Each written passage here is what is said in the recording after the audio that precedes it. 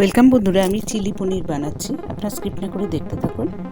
এই জন্য আমি মিক্সার জারে 10-12টা রসুনের কোয়া, কিছুটা আদা নিয়েছি আর 250 গ্রাম পনির আমি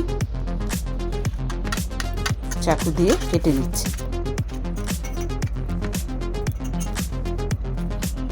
পনিরগুলো আমার কাটা হয়ে গেছে। এবার আমি কড়াইয়ে তেল দিয়েছি, তেলটা আমার গরম হচ্ছে। এখানে আমার পেঁয়াজ আর ক্যাপসিকাম কিউব করে কেটে রেখেছি, দুটো পেঁয়াজ ক্যাপসিকাম। আর পনিরের মধ্যে এবার আমি লবণ, হলুদ, কাশ্মীরি লঙ্কা গুঁড়ো আর কিছুটা কর্নফ্লাওয়ার দিয়ে এটা হালকা হাতে মেখে রাখছি। এবার মাখা হয়ে গেছে। এবার কড়াইয়ের মধ্যে আমি পনিরগুলো ছেড়ে দিয়েছি। তেল আমার গরম হয়ে গেছে, পনিরগুলো কড়াইয়ে দিয়ে দিয়েছি আর হালকা করে আমি এগুলো ভেজে তুলব। বন্ধুরা, আপনারা সাবস্ক্রাইব করবেন, সাবস্ক্রাইব করলে আরও আমার নতুন রেসিপি দেখতে পারবেন। লাইক, শেয়ার, কমেন্ট করবেন। কমেন্টে লিখবেন কেমন লাগলো। এটা ঘরে অবশ্যই তৈরি করবেন, খুব টেস্টি হয় খেতে। আর পনিরগুলো আমি উল্টে পাল্টে দিচ্ছি। বেশি ভাজবো না, হালকা ভাজবো, বেশি ভাজলে শক্ত হয়ে যাবে। হালকা ভেজে তুলে নেব। এবার আমি একটা বাটিতে 2 চামচ কর্নফ্লাওয়ার দিয়ে জল দিয়ে গুলে রাখলাম। কর্নফ্লাওয়ার জল দিয়ে গুলে রাখলাম।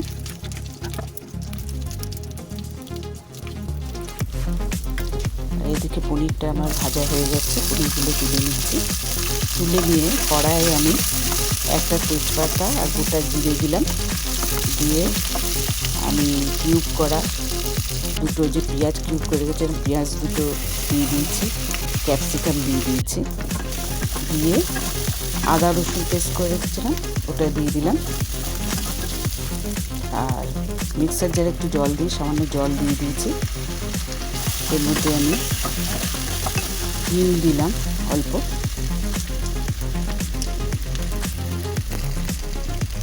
আপনারা দেখুন আমি কেমনভাবে বানাচ্ছি, অবশ্যই আপনারা তৈরি করবেন। এবার চিলি সস, সোয়া সস দিলাম, টমেটো সস দিলাম,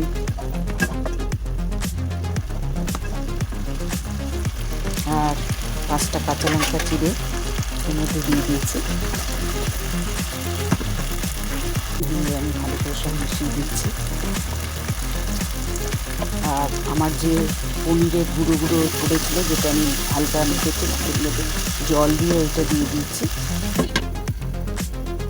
দিয়ে আমি সব মিশিয়ে দিয়ে 2 মিনিটের জন্য লো ফ্লেমে ঢেকে রেখেছিলাম। এবার স্বাদ মতো নুন দিয়ে দিলাম আর হলুদ দিয়ে দিলাম।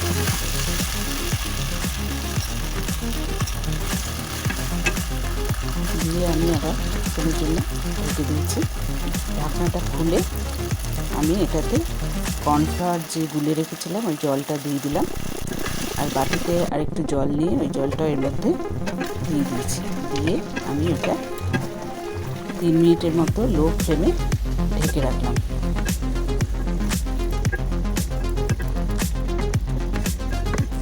এবার ঢাকনা খুলে আমি ওর মধ্যে পনিরগুলো দিয়ে দিয়েছি। আমার চিলি পনির প্রায় তৈরি হয়ে গেছে। দেখুন কত সুন্দর রঙটা হয়েছে।